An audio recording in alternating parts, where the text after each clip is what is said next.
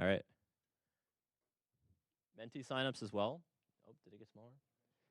All right. I'm running mentorship, guys. If you want a one-on-one, sign up as fast as possible because we have one person available here.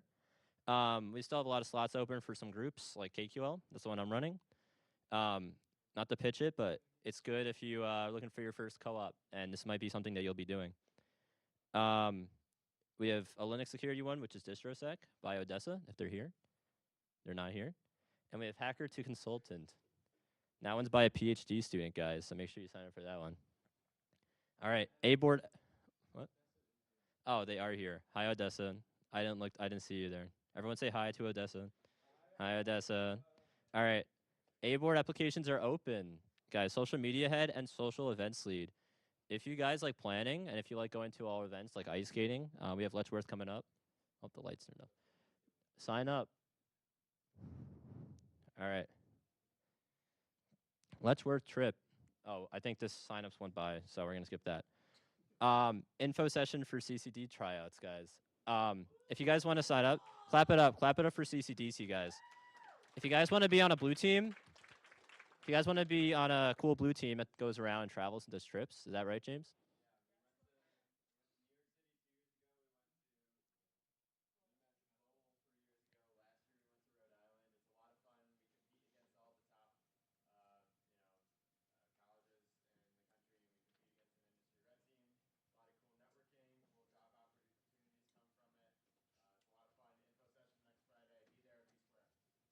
Yep. So make sure you checked out this info session and try out.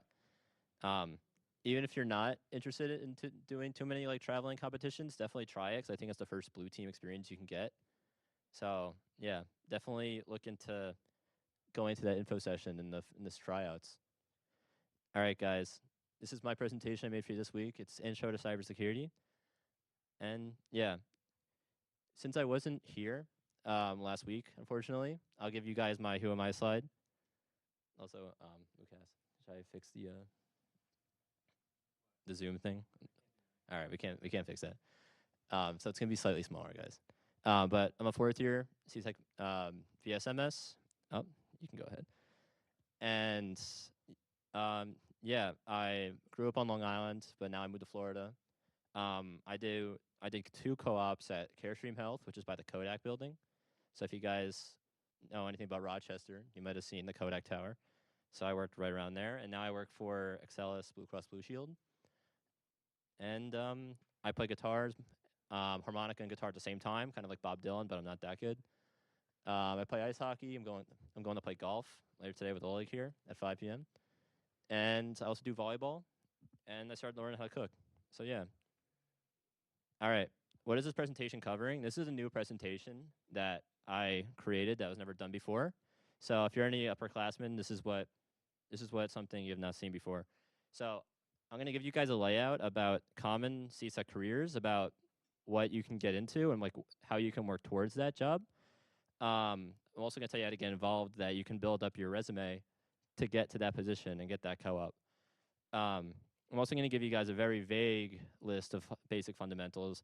I realize there's too much to pick from, so I figured to give you some stuff that you're probably going to learn about in CSEC 140, but also like if you have any questions on it, maybe I'll make it more clear for you.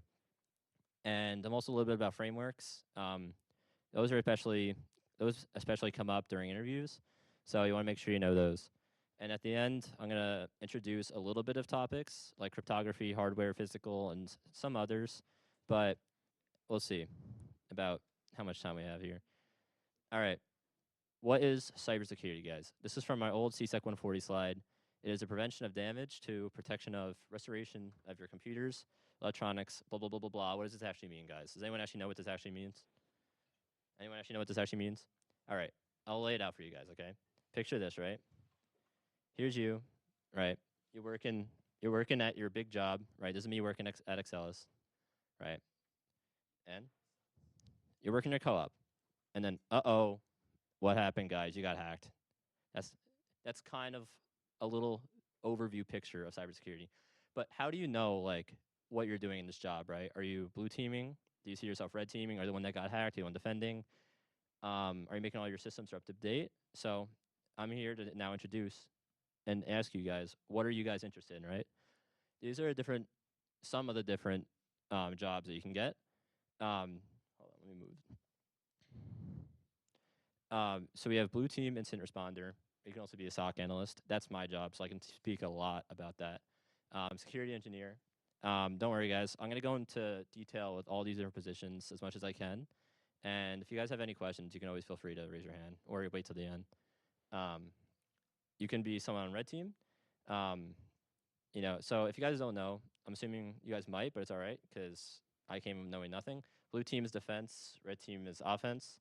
GRC is kind of like government and compliance, making sure that whatever standards there are, you're making sure that your company's devices are all are all complying to whatever government standards there are.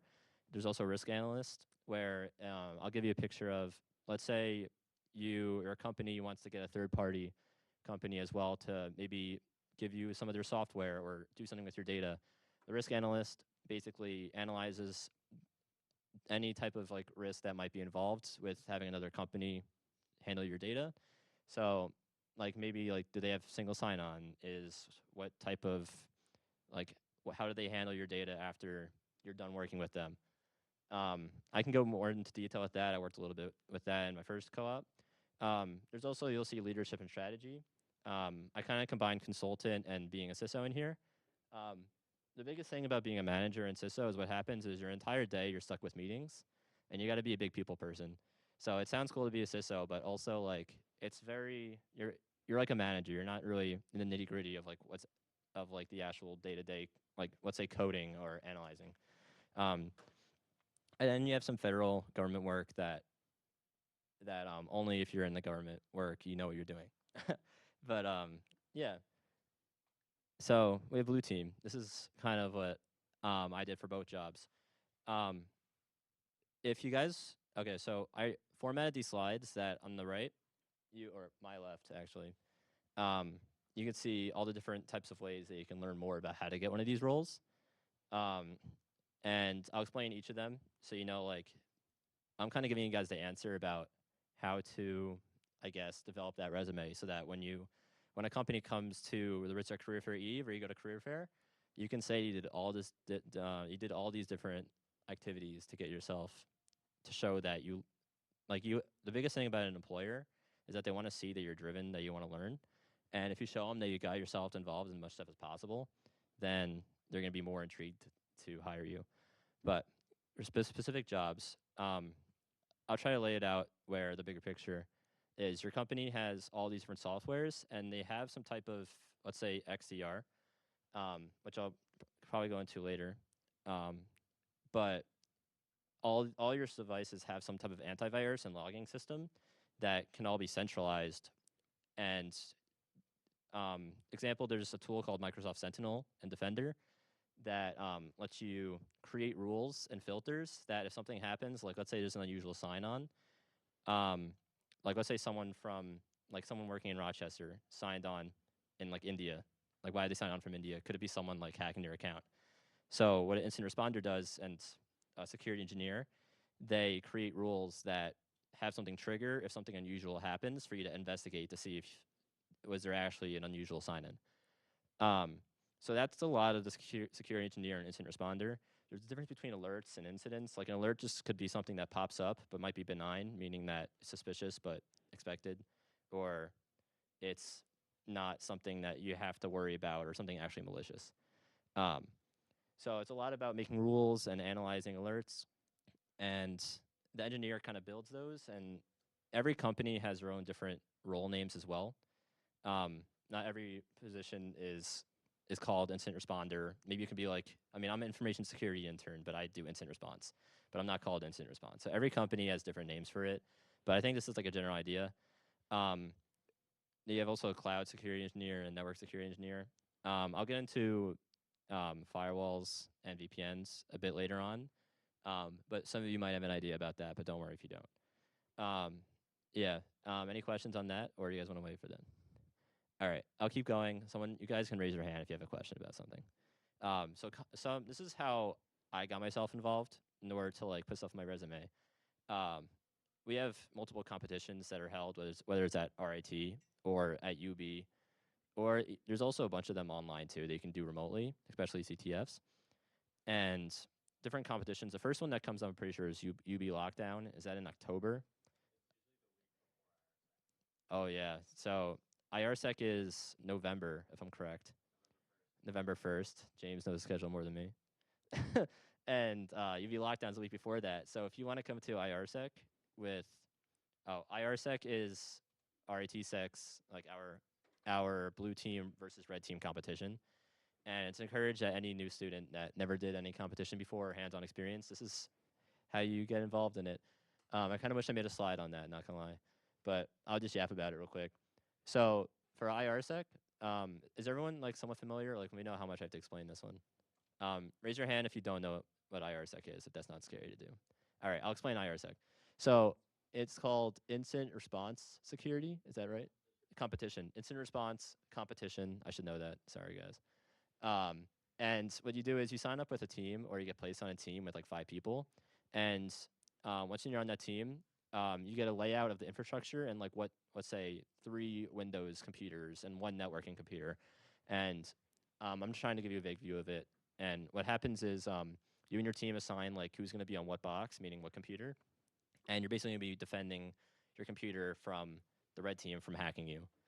And it's a lot. It's where I realized that I was interested in cybersecurity. So take this opportunity to get involved and definitely learn more. You can always come up to me and ask about any of these stuff, and I can try to talk all about it with you guys. Um, ISTS is the competition that we hold. I'm pretty sure it's in March, like early March. It's blue versus red. If you win IRSec, you automatically get a seat in, or if you get like top 3 in IRSec, I think you get a seat inside ISTS. Oh, if you get first only? Yeah, so we also hold a bunch of other schools that come down here too, or virtual with their teams. So you might play people from Harvard or from Pittsburgh, I think, UPitt, and a bunch of different schools. So it's hard to get into ISTS, but if you win IRSec, you get to compete in ISTS. And ISTS is more of a purple team, which is blue versus red. Or no, sorry, you do blue and red. You can hack other teams, and you can also defend your teams at the same time, or defend your team at the same time. CCDC is the traveling blue team competition we just talked about. And there's also a bunch of different interest groups. I should have listed them there, but definitely one that you should get involved in is incident response interest group. I ran that interest group last year, and we sent a team to UB Lockdown, and we developed yeah, Alex, you were on that team, and we developed our team to go to UB Lockdown, and they ended up winning. And throughout each meeting, we like set up 5-minute plans, and we went into like how to blue team. So if you want to learn how to do good in these competitions, check out incident response interest group. I think that's on Monday. I put a pitch on that at the end of the meeting, so don't worry about the timing, and it's also on the calendar.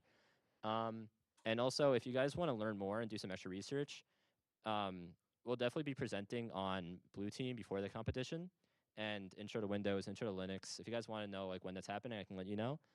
And if you want to see old presentations that already happened, it's all on the RITSEC YouTube. So you can search up RITSEC Blue Team Competition, and you'll see some alumni probably present on whatever Blue Team topic. But I could talk about this all day, but we have to get to the next part of the presentation. Now we have Red Team. Red Team is probably the next level after Blue Team. In order to be a good Red Teamer, you have to know Blue Team. Because you have to know how to defend in order to like. If you defend, then you know like what people look for and how they defend. And red team is all about getting around that. Different jobs that you could be in red team is a pen tester, and that's where you use your different software and tools to see if you can find out what has vulnerabilities or what way you can hack into a company. I'm just trying to figure out how to give you guys a very open and vague explanation of this. So I'm not going to be too specifically technical, or I don't know if I can be. But yeah, vulnerability research is going. I don't think vulnerability research is the actual job title, but it's a big job position that you can get where you manage all the vulnerabilities, or you look for vulnerabilities in your systems, and a lot of those vulnerabilities can be from out of date software. that let's say when you're on your Apple iPhone and you get like a security update and it says update to this version for security patches, it's because there probably was some old vulnerability on that software, and then you have to upgrade it in order to um, not let someone hack into that vulnerability or exploit that vulnerability. And you also build exploits on that. If you guys are really interested, talk to Oleg here. He does a lot about that. He's right here, guys. Pitch. Um, and also there's red team analyst, which I'm not sure how widespread that position is, but I put that along with doing purple team tests. And the purple team test is um, you sit through, how should I call it? You sit through a simulation with someone who's like a blue team and red team sit down together, and red team runs their scripts, and then you analyze like, did you get alerted on this? Did this actually work, or did our software defense stop it? So red team is kind of decide. It goes along with pen tester. Competitions you could do to get involved with this is CPTC, and you also, if you do red team recruiting, which is the interest group, I'm kind of jumping around here. You have to do, I think, is it 2 or 3 competitions in order, 2 competitions. So before you could do anything on red team for RIT6 red team, besides you can go to the interest group, but you can't compete with the red team until you finish 2 blue teams. So you could do UB lockdown and IRSec, and then maybe you can red team for ISTS if you're fast. So you got to get at least 2 team blue team competitions down before you could be on the red team, because you have to know what it's like to get hacked before you can start hacking someone. Yeah. So for now, you guys can look into a CPTC. There's a lot of stuff online you can search up or do any like YouTube research. It's up to you about how much you want to get involved. But at RITSec, we hold a lot of different issue groups for you guys to get involved in to do this. We have RVAPT, which is crazy long. Like every letter is different. Like reverse RIT yeah, RIT vulnerability penetration testament. Wait, but okay, whatever. And then we also have VRIG, which is vulnerability research interest group. Yeah, pitch for that one. Go check that out. It's a very devoted group, and you'll learn so much. If you get a red team internship, oftentimes your manager will tell you to learn Hack the Box. So if you don't know what that is, put that in your browser right now. And I think it's like a paid online like learning tool, but you have a free tier, and you can still learn a bit on there, but you're not going to get everything. But that's a good way to start, is Hack the Box and going to these interest groups.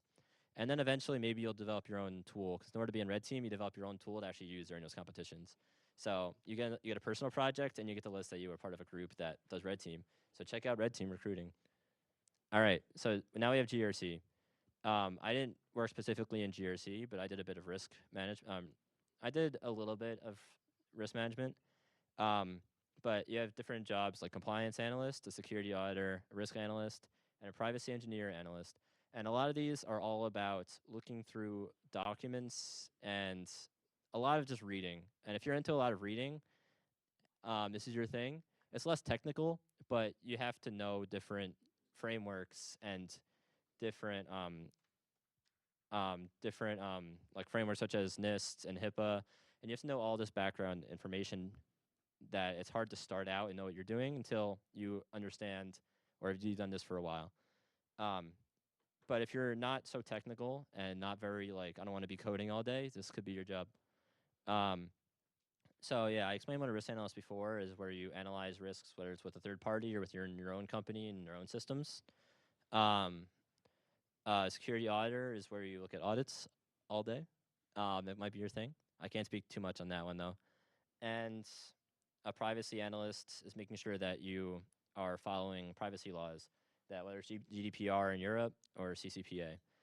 And some ways for you to learn more is, I pitched IRIG again because, or it's in response to interest group, because they go over common security news as well. And if you want to like learn about how the government, sorry, if you want to learn more about like security news, or like, I think Chloe, who runs that group, has done a lot of GRC. So I'm pretty sure they're going to be teaching a lot about that this semester. Another opportunity for you to learn more is read frameworks. If you take any risk management classes, this will be like the main topic of those classes as well. And maybe you want to watch some YouTube, and if you want to get like a certificate or certification, sorry, about that helps you get a GRC job. CISSP is one of the major ones to get.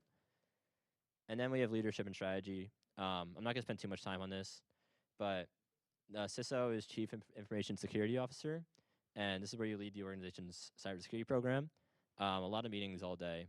And what I figured how it is, at least in Rochester, is that there's two types of CISOs. There's one builder and a maintainer. I could be totally wrong in this for any upperclassmen watching this, but this is just my opinion, so take that into consideration.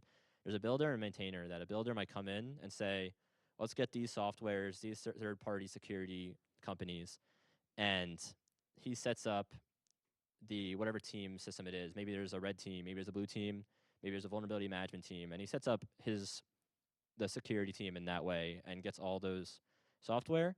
And then after he sets it up and maybe 4 years have gone, he goes to the next company, and the company brings a maintainer CISO who makes sure that everything runs smooth from there. Yeah, James says a good gist on that, but I think that's a common thing you'll see, at least in maybe an area like Rochester, compared to an area like New York City. It's probably going to be way more vague and a lot more going into it. But one thing in Rochester is almost everyone knows everyone in the security industry here. Like if you work from one company to the next, you're probably going to know someone that like worked with someone that you worked with.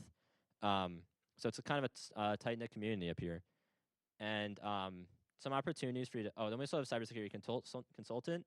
This could be something where maybe you're trying to sell a tool from your company to get another company to use your security tool. So maybe it goes into that like some development of a tool, or maybe that could just be like you're joining in a meeting with a third party company and trying to you could be trying to tell them like let's say I want to try to think about how to explain this. Let's say your company uses some Microsoft Sentinel, which is like an antivirus, let's say for now. You might have regular meetings with someone from Microsoft that can like answer questions about that tool if something happens. So a consultant, or at least someone that like in a strategy position, maybe like this, you'll just be someone who's communicating with someone from the company that is using your tool. Some opportunities for you to learn more. Honestly, it's hard to just jump in on being a CISO. Maybe do your own startup. You got to network. You can gain leadership experience and try to gain any leadership experience. Maybe jumping in on that A-board role gets your name out there. Maybe applying for an E-board role, or maybe looking at being an interest group lead. Like get some type of leadership experience if you want to be like one of these roles. You want to show that you're motivated and driven, and also get good at presenting, because that's what you do as a manager or as a consultant, or as like one of those types of jobs. You got to be able to talk to people and present, and you got to know your stuff too. That's the biggest thing. People could tell if you're making stuff up. All right. I got an activity for you guys here. This is something new that I'm bringing in as head of education. So I need everyone to stand up here, guys. Everyone's got to stand up. All right, guys. Thank you. I know. Adam, you too. You got to stand up. Actually, no, fine. You're fine. You can sit down. All right, guys. So you guys can sit down if you came to RIT knowing what Kubernetes is. If you know what Kubernetes is, that's all right. You don't have to. It's okay if you don't. All right. Now sit down if you came to RIT knowing what SOAR stands for. SOAR. All right. I thought some people would have that. Sit down if you came to RIT knowing if you can name every layer of the OSI model, or if you're familiar with the OSI model before you came here. All right, there's a few. And now sit down if you knew what Linux was before you came to RIT. And then finally, sit down if you came to RIT knowing what an Ethernet cable was, because I didn't know what an Ethernet cable was when I came here.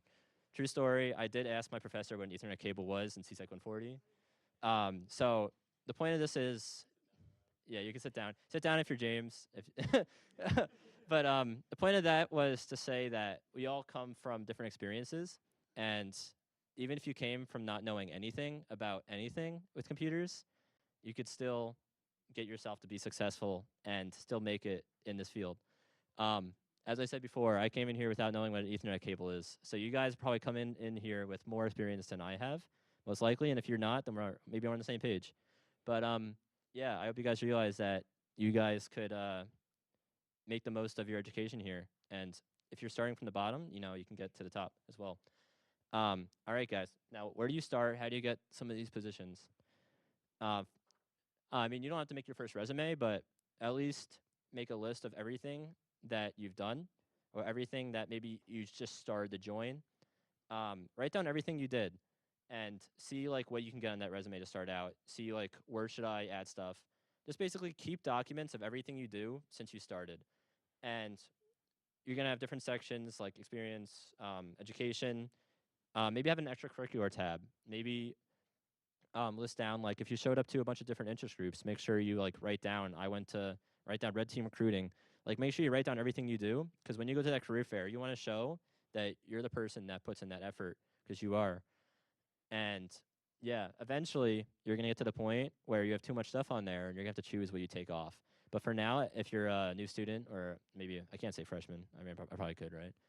If you're a freshman and you didn't start with anything, get stuff on your resume because I will say also, yeah, you can put Brickwall Cyber. That's a presentation at the end of CSEC 140. I think most people do that if you're not having too much on there.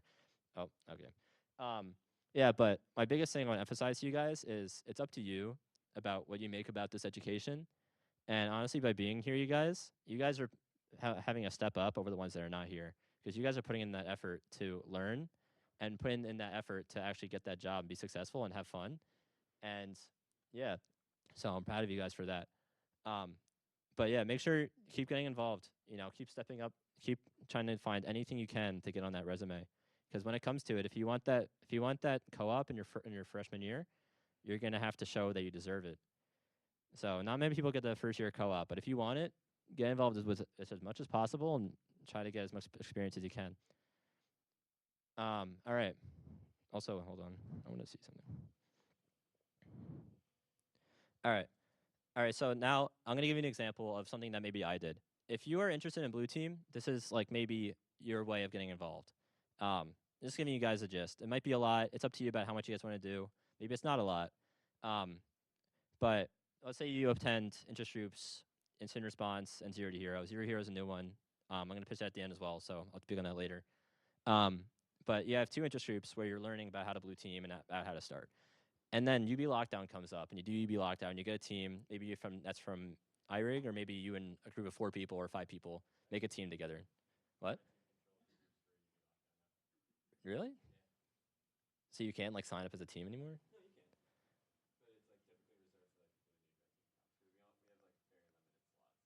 for blue team specifically? Okay, yeah. So I'm assuming. So what we just said was it used to be where you can sign up as a team for blue, for UB lockdown, but now I think red team is gonna be controlling that, and yeah, you can sign up as a team. You'll get in most likely. I'd like to say if it's not too packed. If you're a new student, I bet it'll be hard to get into UB lockdown this time if you already did a bunch of blue team competitions, right? I'm assuming 'cause it's big. It's a beginner blue team competition, so it's a great way to start. They also have UB like high school lockdown or UB lockdown like high school. So people from high school do these competitions. So even if you don't, meaning like if you don't have a lot of experience, I'd say get involved. It's a trip to Buffalo, and it'll be a lot of fun. And maybe you see Niagara Falls or go get wings or something. But yeah, so maybe you go to UB lockdown, and then after UB lockdown, you go to IRSec. Coming in, now you have 2 competitions in the first semester, and you tell that like company, you're like, actually, I'm not gonna tell you what to say. But in order to do these competitions, maybe you have a personal project you can list down. Um, when you get to learn about blue teams, you're gonna learn something about a 5-minute plan, and a 5-minute plan is where the competition starts. Red team, well, like, the competition's already like they pre-bake stuff onto your devices, but they're hands off. That makes sense. They put their tools on your machines, but they can't do anything with it until 5 minutes are up. So at the start of the competition, you have 5 minutes, and you log in, and you want to make backups, and we can go into that another time. But maybe you make a script that automates everything you're going to do in that 5-minute plan, and that could be as simple as just a few Bash scripts, or that's like Linux command line scripts that maybe change firewalls or create users or backup users, and you can consider that a blue team, or sorry, you can consider that a personal project. So I'm telling you guys, like, find ideas about like how to get yourself involved, and make sure you have stuff on that resume because I want you guys to get that freshman year co-op. Um, and then maybe after you do those competitions, maybe you do a research presentation and explain your tool, explain your competitions, or just something you learned. But now you could say you presented, you made a project, you did competitions, and you're learning about how to do those competitions from those interest groups. And then maybe also join a mentorship group. There's a bunch of different like easy ones that you can learn. Um, I want to pitch my KQL one there too. Um, both my jobs, my freshman year co-op and this co-op, both use KQL, which is like a Microsoft query language, and it's kind of easy to learn, but it's not something you really get experience in your classroom. So if you want to learn about like a coding language that you might need for your job, if you're interested inside Blue Team, sign up for that, and I'd love to teach you guys. Um, yeah, but job market is competitive. Some areas it's down, some areas it's not. Some companies don't want to hire because they don't know what's going to happen with, let's say, it's tariffs or whatever. Companies don't know how much they want to spend into security until maybe they get hacked. Then you're like, oh, I got to spend more money. So maybe technology industry is going up, but right now maybe it's kind of tough to get jobs in some respectives. So I honestly like whether job market's doing good or bad. Honestly, just like make sure you're one of the top candidates that's out there. All right. Now, what do you learn first, right? This is where I go back to the fundamentals.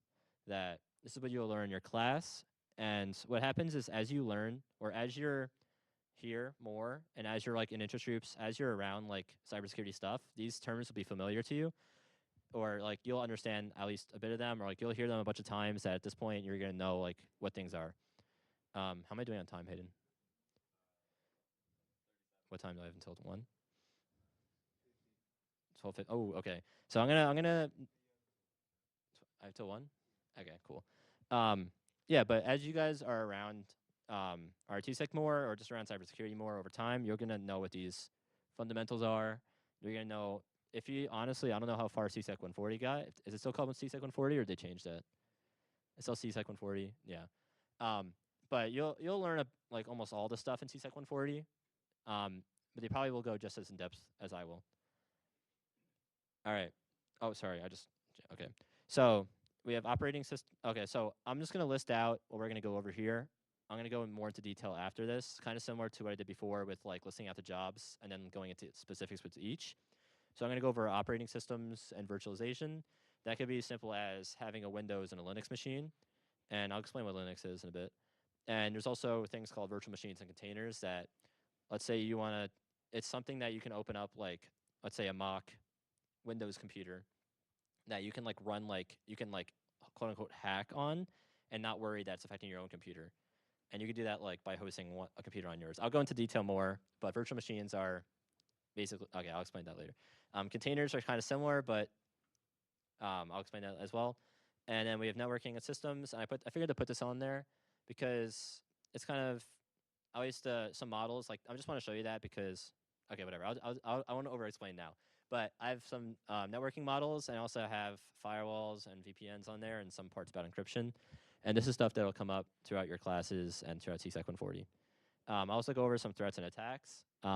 Especially, this might be a little bit more blue team focused, but I figure that's where a lot of you guys are going to start out. So at least some blue team side, know some familiar attacks, and like some when you see like deny DOS come up, like what does that stand for? If you don't know. And I also have some security tools and practices. This is another blue team fundamental here, because I'm assuming some of you guys are going to start out with that. I'm going to go over vulnerability scanning and pen testing a little bit in there, and a bit about logging and what a SIM is. Not SIEM, it's SIM. All right, so we're at the operating system and virtualization. I don't know how familiar you guys are about different types of, like about how a computer runs, but what Linux is, it's an open source. It's an open source. How should I explain it? Command line tool is what we'll say. Um, does everyone know what a command line is? Because I can explain that as well. If not, raise your hand.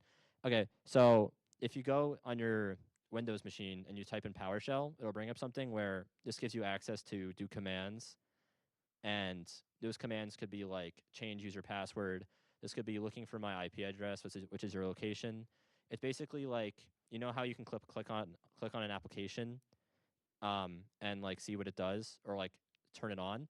You could do the same thing, but from PowerShell. So it's kind of like a thing that you type on instead of click, if that makes sense. It's probably one of their more often things you're going to work with throughout CSEC here is that um, you could do a lot of the stuff from the command line or PowerShell. That's the same thing. Um, and yeah, what a Linux is, it's its own type of. Well, it's not an OS, but for your understanding right now, if you don't know what Linux is, we can call it like a separate computer than Windows, where it has separate systems, but it's not its own OS. It's like a kernel. It's on the kernel. But there's different distributions of Linux. If do you guys know what RLS is? RLES, like Remote Laboratory Emulation Software. Have you guys heard of that? Like that's what you're going to use in CSEC 140. If you don't, it'll come up in a little bit, but that's where you can load VMs, virtual machines, and that could be like you click on like Windows 10, and then when it powers on, you can go into a Windows 10 computer from yours. That's not like in the same network as your computer. It might be a little hard to understand. I might be able to reword that better next time. But there's different types of virtual machine emulators like RLES. Then there's also VirtualBox, VMware. There's labs that have access to all these, and some of them are paid. I don't think you can get most of these. You can't get VirtualBox or VMware on a Mac, unfortunately, or unless like you're someone who could figure that out. I still had trouble with that, so I just use RLS. And there's also the stack, but we're not going to talk about that right now. And then we have containers, which is something that you're not going to learn until you get a few years on, but it's something that is way easier to set up than virtual machines that could probably do the same thing, but you don't have to you're not spinning up an entire new operating system. Or, yeah. Sorry, guys, I'm not the best at explaining that. Maybe I'll spend more time on that later. But, yeah, I'm going to go on for time purposes. I'm sorry if that was confusing. Networking and systems. So this is stuff you're going to see during CSEC 140. I think the TCP IP model might be dying out because they put data link and physical on the same one. Physical might be plugging in. Eventually, when you get to the top, you get to when you go to a website like HTTPS. Like they're all about different protocols, like hypertext transfer control, whatever. Each of them respond to different types of protocols that happen when you, let's say when you go to a website, it goes through some type of protocol. Like, have you ever heard of HTTP or HTTPS? Like, it goes through a type of protocol like that. And there's a way that eventually, when you learn what Wireshark is, wow, I'm throwing so much at you guys. I'm so sorry. I hope you're getting some of this because I don't know if I would be. But I'll lay it out as simple as your computer goes to a website, and when it does that, there's some network traffic that happen because you're connecting to a website. And you'll see different protocols come up. Like there'll be HTTP. If let's say you're doing something with mail, there'll be a mail protocol. And these are all things that you'll just get familiar with over time. And that's all the OSI model is trying to show, is that there's different, I guess, layer about how data moves throughout a network, and about it goes way more into detail. But you're gonna see this in CSEC 140 if you have not. Have you guys? Did they go over this yet, or did they just go over history of CSEC or cybersecurity hacks? That all was. All right. So yeah, you guys will get to this in 2 weeks maybe. Firewalls. This is the buzzword, right, for cybersecurity. But what it is let's say your computer wants to go to let's say your computer connects to a website or some type of software or some network wants to connect to your computer. What a firewall does, it basically sees if it's within a certain rule set. Like let's say it allows these IP address. IP address are damn, I have to go all the way down. But I'll just say IP addresses are just numbers of your location. It's all I'll say, 192 dot whatever blah blah blah blah blah x dot x. And what I'll say is if these IPs within these locations, I guess we'll say, is coming through your computer, it'll allow it. And if they're not allowed based on a certain rule set, then it'll block it. So that's what a firewall does. It blocks certain traffic based on security rules. Traffic is network connectivity, and there's also more type of security you could do, like VPNs. And there's a whole thing about encryption that when you take cryptography, you'll learn about all these different encryption methods. Like maybe you heard of AES, maybe you heard of DES. Yeah, and there's also VPN. This picture has a German dying computer, so I thought that'd be interesting. But it connects over a VPN server and goes through a certain tunnel.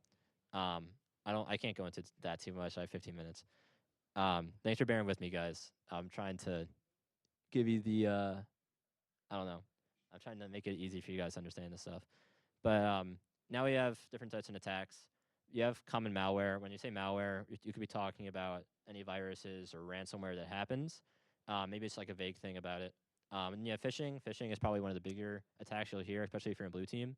I think most of the attacks that happen are through phishing, and phishing is attacks over email, like sending a fake email saying you got this Amazon order, and you have to redeem it now for 250 bucks, or else your account, whatever. Like, that's what phishing is. They try to trick a user to give up information or money over email. And then you have denial of service, which is basically crashing your system because there's too much stuff happening. And privilege escalation, and that's like like escalating your privilege. That if you have access to something, you're getting higher levels of access that you're not authorized to do. Um, yeah, I would love to go back more into detail with that, but for sake of time, we're going to continue. And now you're on the blue team side, right? Now, how do you defend from those attacks? There's going to be a lot of patch management. That a lot of the vulnerabilities happen because software, like let's say Python, like the coding, is out of date. Let's say it's Python version 2.3. Python version 2.3 might have some type of vulnerability that might let an attacker like exploit that vulnerability to like do some type of attack on your system, is what I'll say. And patch management in a company is basically getting a list of all like devices and whatever vulnerabilities that they have and whatever out of date software you have, and documenting that and trying to, and then you have to like maybe have some type of system, like an automated process that tells those users to update those systems so that you don't have any security vulnerabilities that you have to fix. Vulnerability scanning and pen testing is basically trying to see if you can exploit those, or maybe doing a attack simulation to see like if you do this type of like mock attack, does it work or do we defend from that? I talked about that already before. Then we have logging and monitoring, and that's kind of like looking through a bunch of logs, and that's what I'll be teaching in my mentorship group for KQL and Microsoft XDR. If you're interested about learning more about logging, there's also going to be maybe positions that you can learn in when you black team a competition. Um, and yeah, it's a lot about going through alerts and analyzing like what user, what device name did this, and you have to analyze whether or not it was malicious or it just happened. And you determine like what to do. You have to escalate the alert, whether you don't have to worry about it, whether it's planned. And then you have I just threw some other keywords in here they might see when you get into blue team realm or blue team job. You have SIM, security information, event management, and that's all about ingesting the data and ingesting the logs. And the SOAR, security orchestration automation response, is maybe a playbook that you have that like, let's say an incident happens, how do we respond to it? You maybe like click a button on the workflow that you made, and then maybe it'll quarantine that device, and a device that has, let's say, sorry, I'm jumping around, I'm not good at that. Let's say your device has um, some type of virus on it, and you determine that after you analyze the logs and you see like what happened, and you know if this is an incident we have to respond to. You might have to run like one of your playbooks that you have in your SOAR, and that'll now quarantine the device for you, and it'll go through all the steps because you have a process planned out about if this happens. I can get a lot more into that, but I have 10 minutes, so um, yeah. But we're reaching the end of the presentation, guys. There's so much for you guys to learn.